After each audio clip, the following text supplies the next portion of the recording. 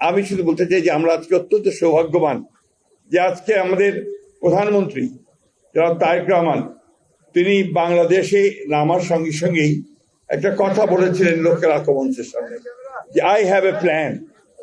এই প্ল্যানটি তিনি কার্যকর করা শুরু করেছেন এবং গতকাল এখানে আমিনুল আছে, আমি আমিনুলকে অবশ্যই একটা ধন্যবাদ কৃতজ্ঞতা জানাতে চাই যে সত্যিকার অর্থেই সে একটা খুব ভালো কাজ শুরু করেছে। আমি খুব আশাবাদী যে তার নেতৃত্বে ক্রীড়াঙ্গন অনেক দূর এগিয়ে যাবে। তারেক রহমান সাহেব এই খেলাটাকে তিনি একেবারে গ্রামের মধ্যে মানুষের মধ্যে নিয়ে যাওয়ার জন্য কাজ শুরু করেছেন। শুধু তাই নয়, এই খেলা যারা খেলোয়াড় তারা যেন পেশাজীবী হয়ে ওঠে খেলাকে নিয়ে, সেটাও তার মাথার মধ্যে রয়েছে এবং সেই লক্ষ্যেও তিনি কাজ শুরু করেছেন। কালকে ভাতা দেওয়া হয়েছে বা সম্মান করা হয়েছে, এটা বড় কথা নয়।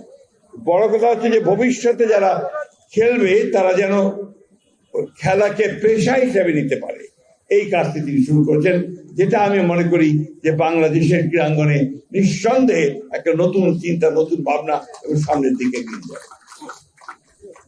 প্রিয় ভাইয়েরা, আমরা খেলাধুলাকে আমাদের অন্তরে ধারণ করি।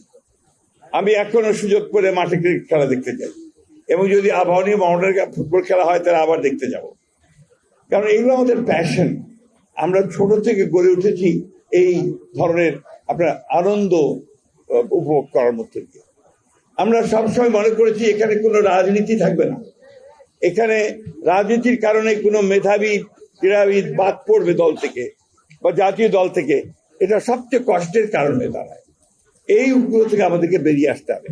আমি আমাদের অত্যন্ত তরুণ ক্রীড়ামন্ত্রী, যিনি নিজে অত্যন্ত একজন দক্ষ, যোগ্য এবং বরেণ্য ফুটবলার ছিলেন, জাতিকে প্রতিনিধিত্ব করেছেন, তাকে অনুরোধ করব যে এই বিষয়টার দিকে লক্ষ্য রেখে রাজনীতিকে মুক্ত করে ক্রীড়াঙ্গনকে যদি আমরা সামনে নিতে পারি তাহলে নিশ্চয়ই আমরা সফল হব।